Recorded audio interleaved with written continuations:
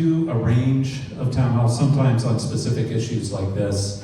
I do at least one annual budget town hall, usually two, and then as things pop up. This is a topic that basically came to me by constituents, and constituents basically, before the General Assembly recently acted, came to me and asked what I thought about this, and frankly, my response is, I really don't know that much about it, so be happy to learn more. And my expectation was that also there are constituents in the Hunter Mill District that would like to know more as well. So that's the point of this today, and there'll be an opportunity to ask questions. We have both somebody from the advocacy side for ranked choice voting, and then we have somebody that can give a little bit more of a practical, sort of down-to-earth, this is how it's worked from Arlington's point of view, who's actually experienced at least one election like this. I do want to point out just from the get-go, I think everybody here would understand this, but political parties in Virginia have been able to do ranked choice voting as part of their primary process. I don't know if it's forever, but at least for a long time. Maybe it's forever, I don't know. So that is not terribly new, at least not as new as what is now under consideration and discussion, which is ranked choice voting in general elections. So that's a slight difference, but that will probably come up, well, may come up during the discussion tonight. So again, thank you all for being here, and I do want to introduce Paul Davis from my office. He's going to serve as kind of the MC and Mr. Fix-It as well for all technical issues. So Paul, I'll hand it back to you. Good evening. So first up, we're going to have Liz from Upvote, Virginia. She's going to give a quick presentation.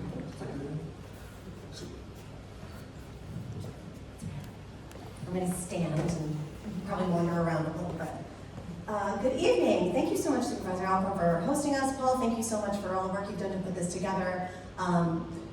It's taken us a little while to get this going because Virginia weather has not been cooperative. So I'm really, really glad that we're doing this. I'm so glad that all of you have decided to spend your evening with us. I am Liz White. I'm the Executive Director of Upvote Virginia. We're a nonpartisan organization that works on education and advocacy in the democracy reform space. Most of that centers around ranked choice voting and proportional representation. So I'm going to cover a little bit, I'm going to try to be as concise as possible. I'm going to try to cover what ranked choice voting is, how it works, and what it looks like in Virginia. And then I'm going to leave you in Gretchen's very, very capable hands to talk about the actual nuts and bolts of implementation. And then I'm really excited to take questions and have a discussion. Let's see if this, oh, I should point it that way, right? Oh, I should turn it on. Step one. All right. Look at that. Okay, actually, before we do that, can anybody, will you raise your hand if you feel like you could explain ranked choice voting to somebody? Okay, all right, that was a very smart group. Okay, that's great. By the end of the evening, everyone's gonna have both hands straight up in the air. We're gonna get you really prepared. Okay, I like to describe ranked choice voting as a simple change to the ballot that enables better voter experience, better campaigns, and ultimately leads to better government. All it really means is that instead of just getting to pick your one favorite candidate, you get to pick your favorite and rank some backup choices. So for the sake of this, next 10 minutes, there are a couple different kinds of ranked choice voting, and there are two specific ways that Virginia law allows ranked choice voting elections to go. One of them is for single winner elections, like you're electing a supervisor in a district, you're electing a congressman, a governor, etc. And then the other way is when you're electing more than one person at once, like an at-large city council seat. For the next 10 minutes, we're only going to talk about that first type. It's also called instant runoff voting. It can be used in races where you have 3 or more candidates, because the goal of this kind of ranked choice voting is to identify the candidate that has support from the majority of voters, which seems like, to me, a pretty reasonable expectation that the person we elect to represent us, at least half of us think that that's a good idea. So this is the kind we're going to talk about. So how does it work? Voters have the option to rank as many candidates as your ballot allows. And as Gretchen knows really well, that depends on software and ballot design. But you get to pick your favorite, and then you get to rank backup choices. If you only like 1 or 2 or 3 candidates, you can stop ranking after you've ranked those. And then whoever's counting the votes, they're gonna count all the first choice votes. If there's a candidate who has gained more than 50% of those first choice votes, then we're done. We don't have to go on to the second round, everybody goes home early. And ranked choice voting didn't need to progress to the second round in that case. But, as you all are aware, because we've had 800,000 elections lately, a lot of times, especially in primaries and local elections, you get really crowded fields. You have 10 people run for the Democratic nomination in the 10th Congressional District. You have 6 people run for Lieutenant Governor. We see these crowded fields, and just mathematically, that means that it's really possible for someone to get nominated or elected with way below 50% of the vote. You have, 27% of the vote gets you a Lieutenant Governor nomination in the right election. And again, caveat, I'm not casting aspersions on any candidate. This is the system. I know that Lieutenant Governor Hashmi has spoken publicly saying that she would have supported using ranked choice voting in her election. She believes she still would have won for all the reasons that ranked choice voting leads to consensus building. So again, this is a system change, not anything to do with particular candidates. So, if we're in one of those races, and no one has gotten to 50% yet, we're going to eliminate the candidate who got the fewest first choice votes. If that's your candidate, your vote is now going to count for your second choice. And we're going to just continue that process over and over until somebody hits 50%. And now we're going to do that with pictures real quick. So let's say this is a 4-candidate primary. You can see turquoise is doing pretty well. They're at 44%, which I think we who are so used to a plurality election would look at that and go, oh, 44%, that's way more than 25%, and it's a 4-person race, so that seems good. But we don't know how any of these voters feel about turquoise. We don't have enough information to know if turquoise is really going to be a representative choice for these voters. With ranked choice voting, we're going to eliminate dark purple. We're going to see where those votes go. Turns out there's a lot of overlap between these blue-purple colors. But turquoise isn't quite at 50% yet, so we're going to keep going. We're going to eliminate orange. We're going to see where orange's voters' second choices go. And in this admittedly oversimplified example, they are split pretty evenly between these remaining 2 candidates. Turquoise is now way over that 50% mark. So we now know a couple things. We know that turquoise has at least some support from the majority of voters. Maybe he wasn't the first choice, maybe he wasn't the second choice, but everyone in this column, way more than 50%, were happy to fill in a bubble for that candidate. And look how many colors are in that column. That means that that candidate had to build a consensus. That means that that candidate had to go knock on doors in neighborhoods they don't usually go to, talk to voters they don't usually go to, speak to issues maybe they haven't been asked to consider before. Because no matter whose yard sign is in the yard, they can still go knock on the door and say, oh, yes, I have a lot in common with this candidate. I hope that you will consider me for your second choice. And that leads to solving some of these problems. So why ranked choice voting now? Supervisor Alcorn mentioned that this is not new. The laws about using it in state-run elections are relatively new, but the concept isn't new. It's been around in the US on and off for the better part of a century. Ireland has done forms of this for 100 years. It's been around all over the world.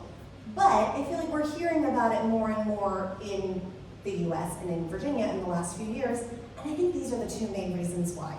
One, we are just so polarized. We are so tribal. We are so locked in a system that disincentivizes compromise.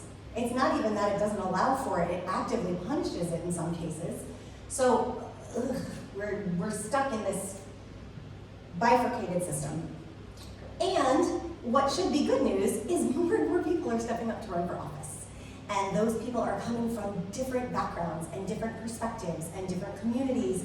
And that should be unqualified good news for voters. But because of our plurality winner-take-all elections, voters can sometimes honestly get punished by these crowded fields, and someone gets elected with 25% of the vote. And if you're one of the 75% who maybe didn't like that candidate, you're not represented at all. So ranked choice voting can fix these two things, especially this instant runoff type of ranked choice voting. I'm going to run through the benefits really quick. This is sometimes an hour-long presentation, so I'm condensing it a lot.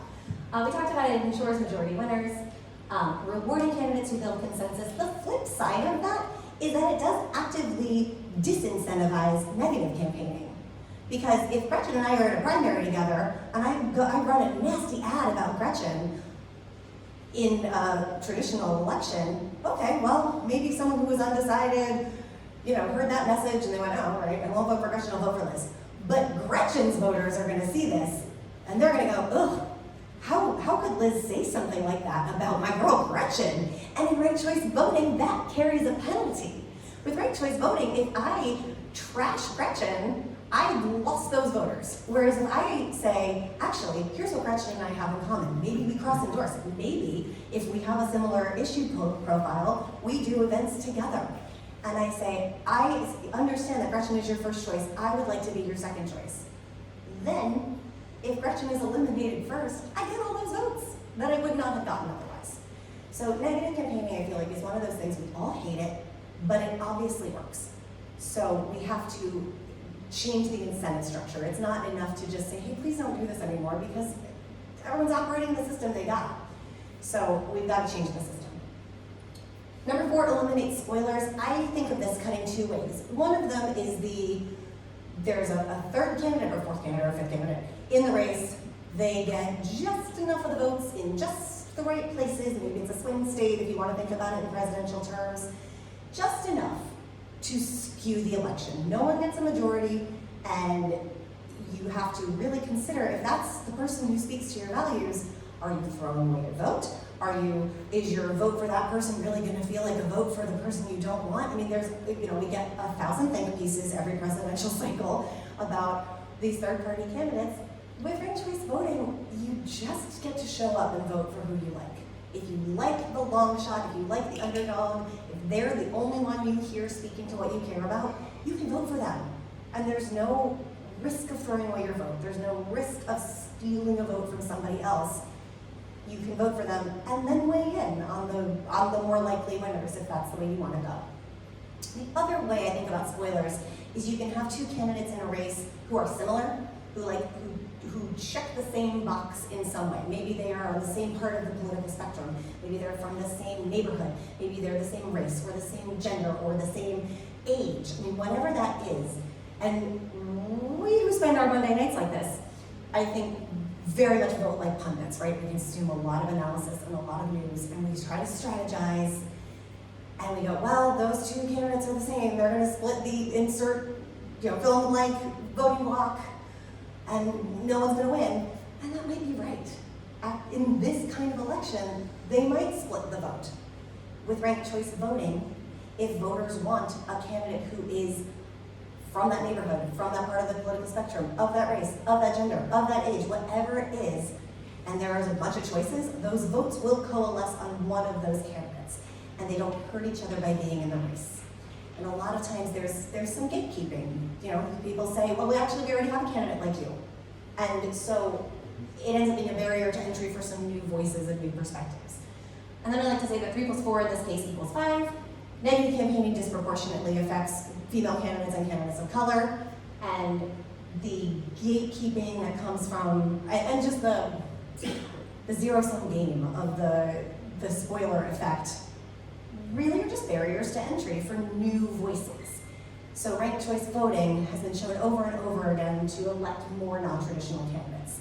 And that again is often candidates of color, women, but also renters, LGBTQ candidates, people from neighborhoods that aren't usually represented. I mean, all sorts of diversity along several different axes. I'm positive I'm over 10 minutes, but I just want to show this map really quick. These are all of the localities that use ranked choice voting in the US. There's Arlington, and then there's Charlottesville. We love those dots. My 2 favorite things about this map, other than those 2 dots, are how many colors it takes to show you all the different ways that ranked choice voting is used in the US. It is not a one-size-fits-all solution. It is a way to solve several different issues. So Maine and Alaska are these dark purple. They use ranked choice voting statewide. You've got all these little dots. Hawaii uses ranked choice voting for special elections. So my first favorite thing is all the different colors. My second favorite is this deep south pocket of the US. A lot of times electoral reforms get painted with a very blue partisan brush. That's not the liberal bastion part of the country. This tends to be a very conservative voting bloc, and that tends to be voters who don't generally, or leadership who doesn't generally support reforms like ranked choice voting. But they use it here to solve a very specific issue. They have a 50% majority threshold written into their state constitutions. That's why every time there's a Senate race in Georgia, we gotta do a runoff, right? Every time Raphael Warnock runs for office, he's gotta come back again in 4 weeks. What if you're an overseas voter? What if you're a military voter? There is no time, right? There's no time to certify an election, print a runout ballot, get it out to all your voters, have them get it back to you, process it in time. So rather than disenfranchise those voters, they use ranked choice voting for those voters. So it's not an ideology, it's a problem-solving method. This is where it's used currently in Virginia. I'm trying to wrap up and hand you over to Gretchen. Ranked choice voting is currently allowed in state-run elections for local governing bodies. As of brand new legislation that goes into effect July 1st, towns are now added into that. So if a local governing body, a board of supervisors, a town council, a city council, votes to adopt this, they can use it for county board of supervisors elections, town council offices, elections, and city council offices. Arlington is the runaway leader on this. Gretchen will talk about that, but they have used it several times for county board. Charlottesville has used it for city council primaries and are expected to extend that pilot program. And then there's other ways you can get involved. Can you raise your hand if you're here with a vote?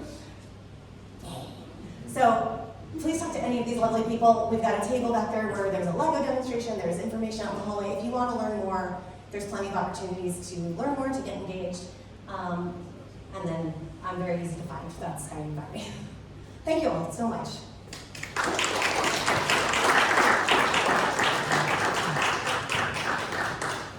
Okay, so next up we're gonna have Gretchen Reinemeyer. Sorry. You're She fine. is a register from Arlington County, so she's gonna be speaking about their process and how they did it in Arlington. Hold up.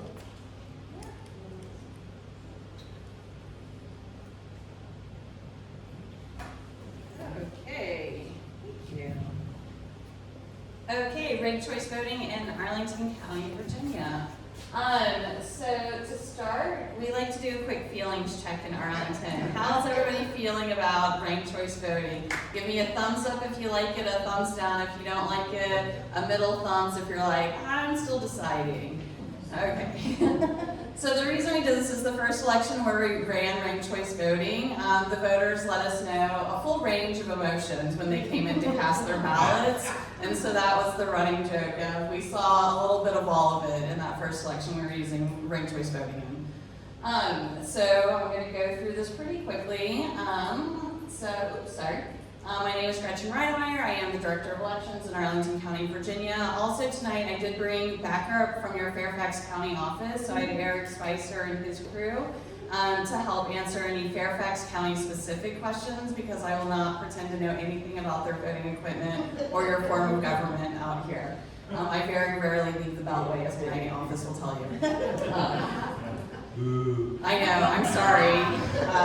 It is what it is. So I like to think of ranked choice voting. It is this umbrella term that gets used to describe a couple different voting methods here in the U.S. But the one that we use, I like to think of it more of like a caucus on paper. So is anybody familiar with the Iowa caucus, where everybody assembles in a gym and then you go stand by the candidate of your choice, trying to rally your neighbors to come support your candidate. But if your candidate isn't very popular, they get eliminated in that first round, and then you have to go back another candidate. So that's all ranked choice voting is. It really is that caucus, if you've ever done one.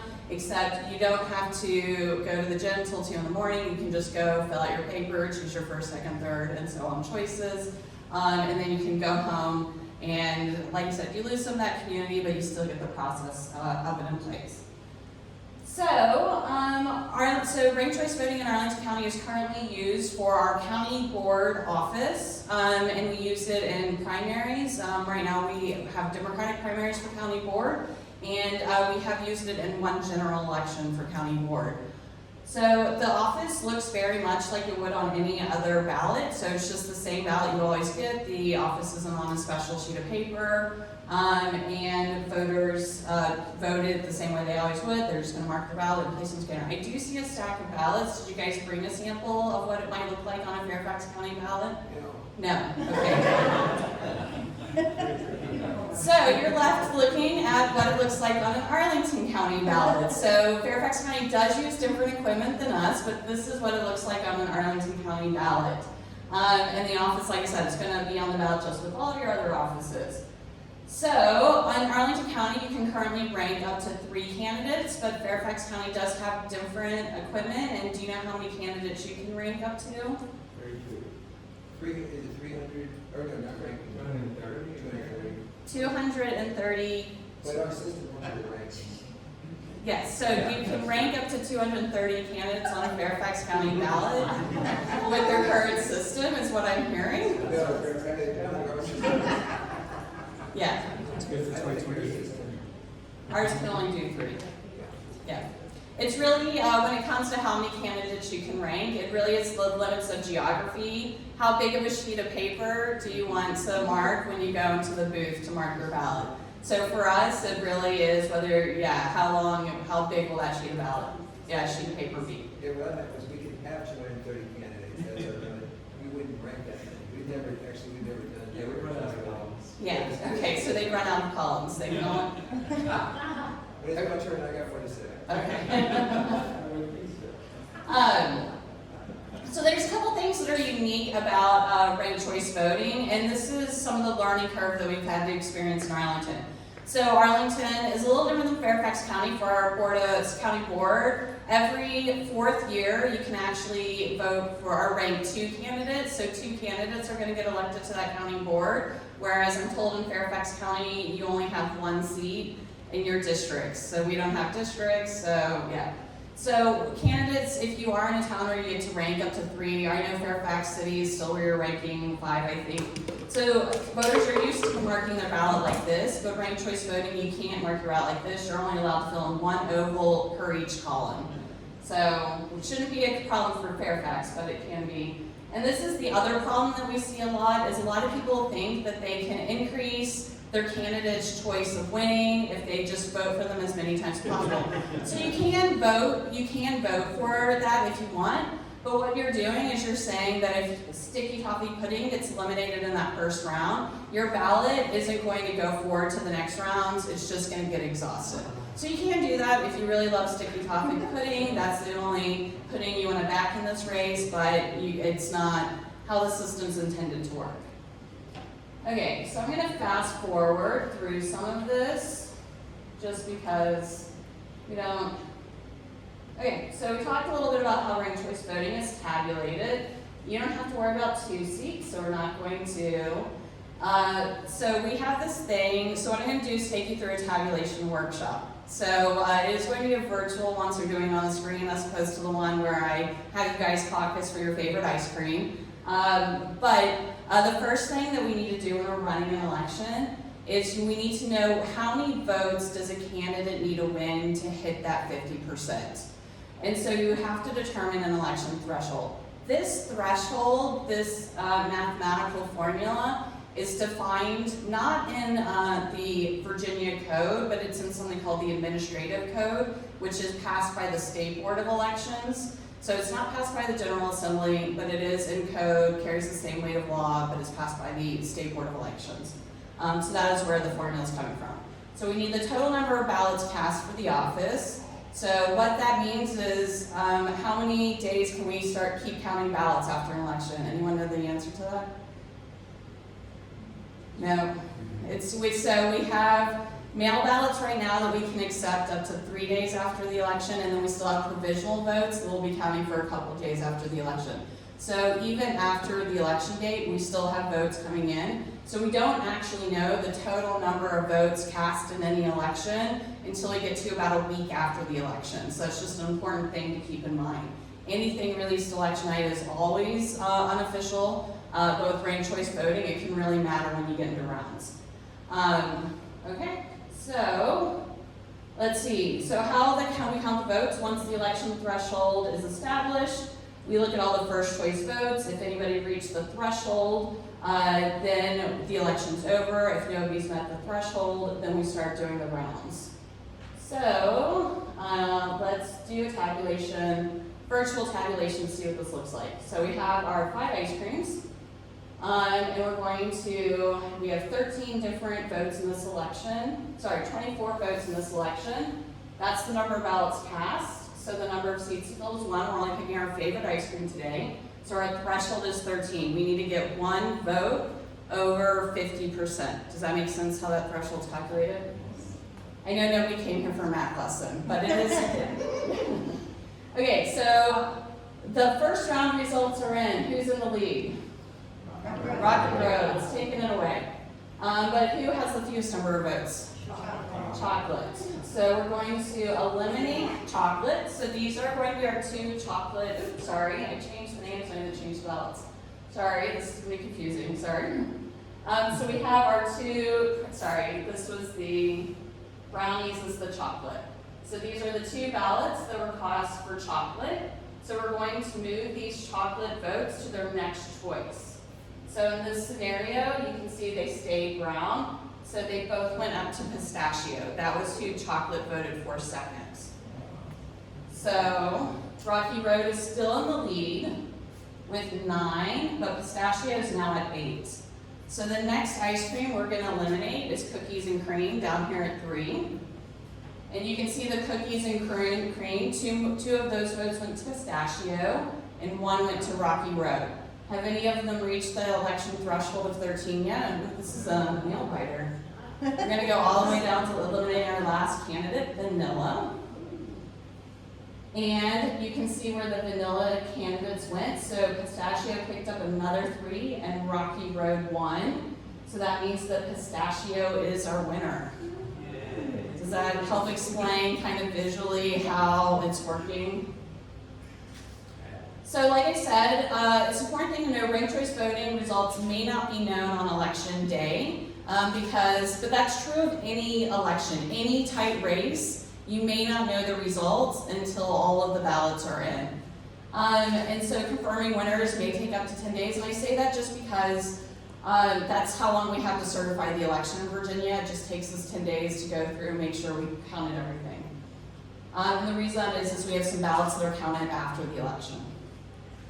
Okay, so I want to include some stats real quick on how voters have received ranked choice voting in Arlington. So Arlington County has run several post-election surveys, one that they've run with constituents that are unscientific, just opinion polls of constituents, and they actually ran paid for a firm to run a poll after the November election.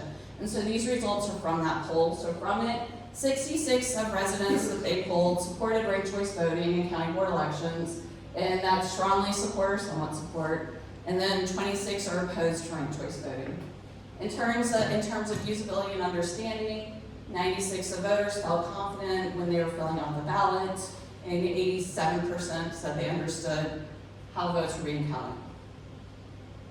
We did see lower support among 2 constituencies. Those are Latino voters and older voters in Arlington County. And there are some reoccurring concerns that we have just in Arlington County around voter education, equity gaps and understanding how ranked choice voting is tabulated, and just this general change and discomfort and change with any new voting system. So I think that is what I have for questions. Yeah, so. Yeah.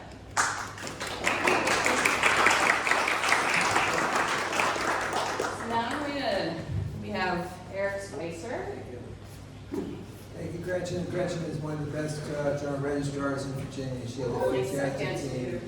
No, we're going to She's sounding right. She's got me really wanting some ice cream right now. And Arlington has done 4 of these things. We've done none. So that's why we can have 260 candidates. I don't know, maybe three ranked choice here, who knows? We may find out. I want to say in Fairfax County, I'm the director of elections. I have some of my team here. We never take a position on anything because that's not our place. We run very successful elections. We've had 7 of them this year, 7 special elections.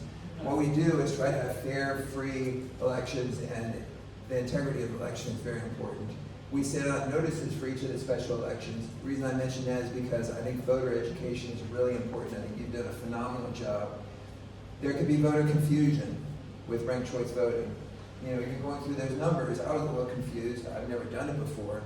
So we would certainly go to great lengths to have to educate the voters. What we did bring with us is what our machine would do if we were Arlington County. I think it's very similar to what you have. We have the ES&S system, a very large company. You have Unison. The problem is we're not Arlington County. We have about 800,000 voters versus 180,000. Yeah. So it might take us, if it takes you 10 days, it might take us 30 or 40 days. I don't know. No, you still have your legal deadlines to meet. Well, that would be a problem. But our biggest challenge, the biggest challenge is it wouldn't fit on one sheet. And it's not that we couldn't overcome that. We have 4 languages in Fairfax County currently. And so it would take up more real estate. So this is if it was just English, we would have much more, which is not, places have multi-sheet. You have still just 1 sheet. Yeah. We just want to point out it would be a multi-page ballot, which we'd have to get around. Right, lots of benefits with ranked choice voting, but we would have a 2-page ballot. So we'd have to explain to voters, you're getting page 1 and then page 2. That's the biggest difference for us, that and the size of our jurisdiction. That everything takes a little bit longer, but again, we do whatever it takes to make it work. And it's a choice of the Board of Supervisors, just like it was in Arlington, and of course our electoral board. So I turn it back over to you. Yeah. Yeah, I think we're gonna open it to questions, but I'm gonna let Dr. Davis take it from here. Sorry. Okay, so does anybody have any questions?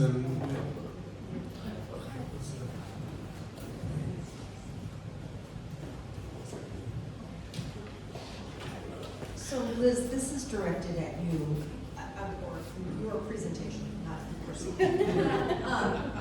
So it seems to me that some of your presentation assumes facts, not in evidence, okay? In other words, you said the goal is that the winner has support of 50% of the voters, and that leads to consensus building. But there's no evidence that when voters go into the voting booth under a ranked choice system, that they actually are familiar with the 2nd, 3rd, 4th, 5th, 6th, however many other people are listed. They know their first choice. They may not have any information and about any of the other candidates, okay? So that's number 1. The second thing is, you said it would lead to a better voter experience. But in many places in the country where ranked choice voting has occurred, that has not been the case. Alaska would be a prime example of that. In Alaska, 60% of the voters voted for Republican candidates. 40% voted for a Democrat. Who was elected? The Democrat, because of the way ranked choice voting works there. Many ballots were tossed out. We haven't discussed that, but in some states, it's very strict. You had an example where someone had voted 3 times, that ballot would be thrown away. In some states that is the case. So that means that those people, because they were confused about ranked choice voting, were basically disenfranchised, okay? You said I'm sorry, I'm just going through this, Can I touch on them in order? Can I touch on them in order? I mean, can I do the first two and then? one at a time. Sure. I think the first point, I think we can't ever know what a voter is thinking. I think often someone goes in knowing who they're going to vote for governor, and by the time they get down to soil and water board, they're going, I don't know, that person comes first alphabetically. We have no idea what a voter's knowledge base is going in. I do think that there is a learning curve. I mean, you mentioned change discomfort. I think that's such a great phrase. I think this is an adjustment, and I think that both candidates / parties and campaigns and voters evolve the longer they do it. And if you know that you're going to get to rank 3 or 4 people, you're probably going to know more about more candidates. Also, more people are going to knock on your door. More people are going to actively report your vote because it is worth something, even if you have your first choice settled. So I see. A pie in the sky thing. Maybe. I'm really not sure. Again, I think your argument is such that you're not presenting us with any evidence with that. You're saying you think. You said yourself, you don't know what voters believe when they go into the. But that's true of any election. But you said one of the goals of this is to lead to consensus building. And how can that be the case when people go in and they only really know the one person they Yeah. know? So, sorry. I'll chime in. So, ranked choice voting is new in the country. And so when we're looking at data points, if we were a researcher looking at this, what data points would we be looking at, and how many data points would we need before it can make a statistically reliable statement to the effect of it does or doesn't do something. Yeah. I have a master's in anthropology, so I'm not going to pretend to have a PhD in stats, but I have looked at, we have undervotes and overvotes, and Arlington has the unique position where we'll have a vote for 2 school board, which does not use ranked choice voting under Virginia law, and a vote for 2 county board. And while they don't happen the same year, the office is on the ballot almost a year apart at the same time, and so we're dealing with essentially the same subset of voters.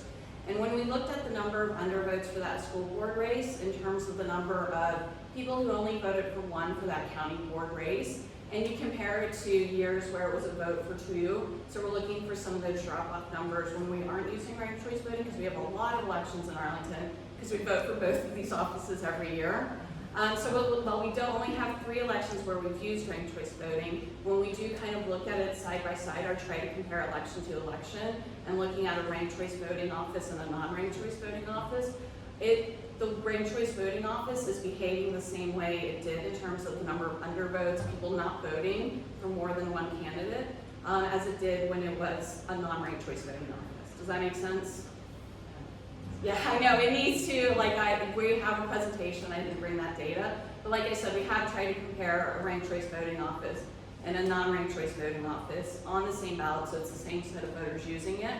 And the ranked choice voting isn't making it so that voters are not choosing to vote. It really is, because the school board doesn't use ranked choice voting, it really is how much do they know about these candidates. Ranked choice voting had no difference in the number of undervotes for that ranked choice voting office versus the school board office. What is an undervote? Yeah, that's when that voter doesn't rank anything up. They don't make a selection in that office.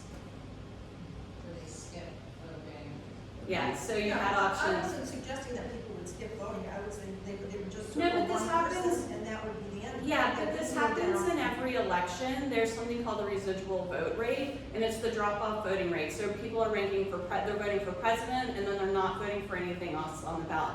And as you go down on the offices, and you can go back and look at historical results in Virginia, I totally understand. you're gonna see more, it's the gentleman behind you. So you're going to see more votes cast for the office of president, and then you're gonna see fewer votes cast for the office of senate. And that's the lower on the ballot you go, the drop-off rate starts the same. But what I'm saying is, for ranked choice voting, we didn't see a drop-off rate because of ranked choice voting. It stayed the same. So the drop-off rate we were seeing was because it was a county board race that was at the bottom of the ballot. It wasn't because they were using ranked choice voting. Ranked choice voting didn't seem to have an impact, is what I'm trying to say. We've only had, once again, we've only had the 1 election, and a general to compare it to. And I can address the Alaska election that you referenced. In 2022, Alaska was trying out a new election system. It was a special election. Their congressman passed away. I mean, there were a lot of moving pieces and a lot of potentially confusing pieces. One thing I will say is, but all of these confusing pieces, special election, 48 candidates in one primary, the top four went to the general, one of them dropped out, there was ranked choice vote. I mean, so many moving parts. Exit polls still show that 87% of Alaskans understood what was going on and knew how to fill out their ballots. That particular election that you referenced, where they ended up with 1 Democrat and 2 Republicans. One of the Republicans was Sarah Palin, who has 100% name ID in Alaska, also has unfavorables in the 60s, in the 60%. She is not popular in Alaska. Without ranked choice voting, you would be in a situation where there's no way for a Republican to win, right? They're gonna split that vote and hand it to the Democrat. That shouldn't have been how it worked with ranked choice voting, except that the 2 Republicans did not embrace the new system, went after only each other.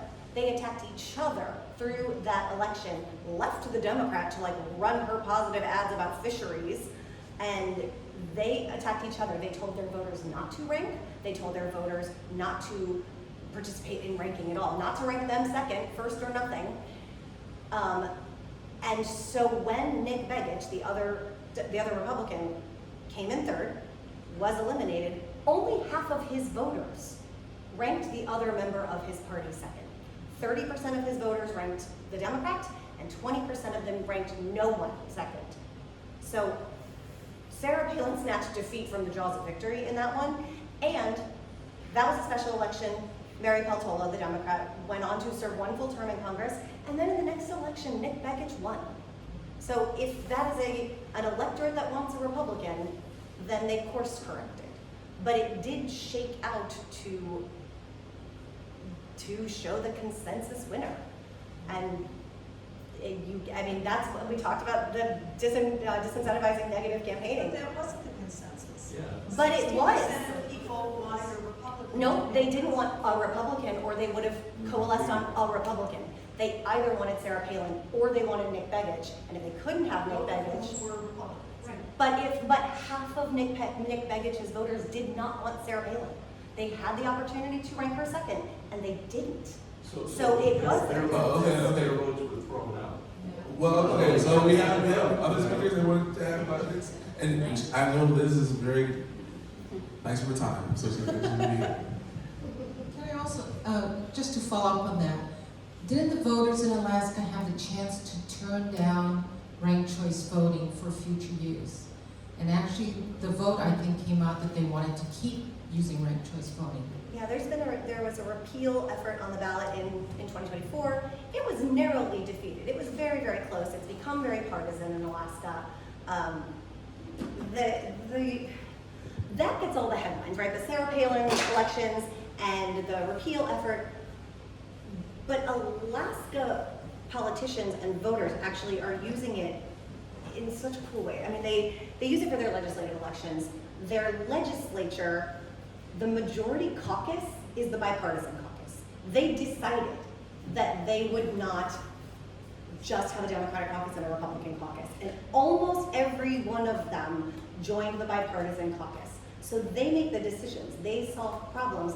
They credit this new culture that the ranked choice voting has created with solving problems about, funding school construction. So it's not just the math, it really does then go on to impact things that affect us in our daily lives. Okay, can I just add a fact check to this? So we have to understand these are separate things. Ranked choice voting and a nonpartisan primary are not the same thing at all. Because California has a nonpartisan primary. You've probably heard about this. They have 8 candidates. 2 are Republicans, 6 to 8 or whatever are Democrats. Now their problem is they're not using ranked choice voting because now they have a risk of 2 Republicans being at the top and no Democrats. Perish the thought. No, I'm just saying is that So the much for people. consensus building. Right, so, but the, Yeah. anyway, the point is if they have ranked choice voting, the top two candidates of the top two parties would probably advance. So a lot of people are using the nonpartisan primary to attack ranked choice voting, but technically they are not the same thing. So- And you could do one or the other. Yeah, so I did at the start of my presentation mention the ranked choice voting as kind of this umbrella term that's being used to talk about a couple of different things. And so the Alaska example, I would say it's ranked choice voting combined with, nobody likes the phrase general primary, but that is essentially what it is. And so ranked choice voting, as could be adopted in Fairfax County, it's this instant runoff system. So it's like if we had a runoff election, instead of having to pay for a second election 6 weeks after the first election to try to get a winner that had 50% of the votes, we can just do that in one shot. So it can actually save a lot of money if we were in a state that had runoff elections. Arlington County, when we're electing more than one candidate, it's using yet another form of ranked choice voting called proportional representation, which we're not going to talk about in this room because we're not in Arlington. But if anybody wants to talk about that, Liz and I can stay here all night talking about that. But there are several implementations of ranked choice voting, and it really is easy to talk about them as if they're the same thing, but they really are different and they do slightly different things. So like I said, the one that's in front of us today for Fairfax County is this instant runoff option. It's not a nonpartisan primary. Virginia has not discussed eliminating partisan primaries. So. I would also note that on the local option that's on the books right now does let a locality decide if they want to use ranked choice voting in the primary and or the general. That is up to the locality, and some, they get to pick the way that fits them. I'm trying to piece together a coherent question here. I'm wondering, ranked choice voting, the idea of it has been around for a while. It does not seem to have caught on in any major way if I'm looking at your maps correctly. It doesn't look like many places have ranked choice voting. And I'm wondering what the problems are, if there's been any. It sounds like there hasn't been a lot of good surveying as to what's on people's minds, and maybe some more surveying is needed. Let me ask you this question about time. You mentioned 10 days being a realistic possibility in some of these cases. I can assume that if you get an election with more votes, many, say millions or something, the vote count could take a long time. How long has it taken in some cases? So I'll answer the time question first. Virginia has a 10-day certification window, so we have to certify our elections 10 days after the election, and it doesn't matter if you have 10 votes to cast or 800,000 votes to cast. The software that we're using is very fast in tabulation. Once again, I have never tallied 600,000 votes like my colleague Eric has, but I have seen the tabulation software work. It is used in much larger jurisdictions than Arlington County. It's used statewide, and it takes a matter of seconds to calculate. The problem is we want to make sure we get all of that data correct before running that calculation. And it's important to note, New York City uses ranked choice voting, and New York City is slightly larger than Fairfax County. Just slightly. So in terms of why hasn't it caught on, and this is once again, if there are any researchers in the room, it's just ripe for research, in my opinion. So there are only a handful of books written about ranked choice voting. I'm pretty sure Liz has probably read all of them. I feel like a lot of them are anecdotal data based off of Ohio in the 50s, but there was one city that has continuously used ranked choice voting for the longest, that is Cambridge, Massachusetts. And my personal theory, but I have no data to support this, is that ranked choice voting stopped being used with the adoption of voting machines, because the first version of voting machines, the good old lever machines, if you ever used one of those, could not use ranked choice voting. And as evident, and once again, anecdotal evidence for this theory, New York City did use ranked choice voting, and then they stopped using it when they got lever machines. I've not read this in any, but they got lever machines. They stopped using ranked choice voting in city elections. They finally got rid of their lever machines in 2013, and they had ranked choice voting in less than 10 years later after that. So it is a method that, like I said, it's sometimes the technology gets in our way of doing the things that we want to do. So, yeah. Need some more survey. Yeah, survey, but it's also going going into the community, listening to conversations like this, because you're the ones deciding how you want to choose your candidates. And so I really can't emphasize, like, having this conversation and getting the pulse of how you feel is super important for your supervisor so that he knows how to vote on this. And that's where we really need to go to find this, is we need to go dig through the historical archives of these council minutes and figure out what they were saying when they voted yes or no on to allow ranked choice voting. So, sorry. No, great answer. The question that I have is, when does a third or fourth choice makes the difference? Since, let's say, the person that had only 2 votes, their second choice is the one that's going to be added up, so the third and fourth makes no sense? Or? If your first and second choices are long shots, I mean, it's kind of the answer. Like, if you think about, let's take the Democratic Lieutenant Governor primary again. There were clearly 3 frontrunners, right? I mean, they ended up within a percentage point and a half of each other. And so if you had ranked any of the other 3 as your 1 and 2, or even your 3, if those were the candidates of choice, then it wouldn't be until your 4th choice that you were part of that ultimate decision. Again, we didn't use ranked choice voting, so we do not have a reliable way to like game out how that would have worked. But if your first and second choice were just underdog candidates, right? They just weren't terribly popular candidates, then that's when your third or fourth is going to ultimately matter. And we always say like, oh, then your second choice gets your vote. It really is your next available choice gets the vote. So if by the time your first choice is eliminated, your second choice has already been eliminated, then it's going to your third choice. Yeah, to go back to the ice cream example, if chocolate was your first choice and cookie and creams was your second choice, you would have been out of luck if you only got to vote for cookies and creams or chocolate. But if your third choice had been Rocky Road or pistachio, you still got to contribute to that final round, but we had to go all the way to your third or fourth choice. Does that make sense? Yeah. Ma'am, I have a question. The question is this. Why the Supreme Court of Virginia rejected the election that we had? Eric, would you like this one? This technicality, I don't understand what kind of technicality you're talking about. From my opinion, as a part of the Supreme Court that I know in my country, that I born, is over. They don't reject any voting. They support voting. So I think it's a really good question, and I'll be happy to have that conversation with you after this town hall. I just want to make sure that we're staying on the topic of ranked choice voting to be, yeah. I don't know which one we want to take this question, but it's my understanding that the Virginia GOP was using ranked choice voting for its primaries just in the very recent past. Am I correct? Yes, so Governor Youngkin was nominated using ranked choice voting. Once again, the GOP does like to use a caucus style where they're assembling everybody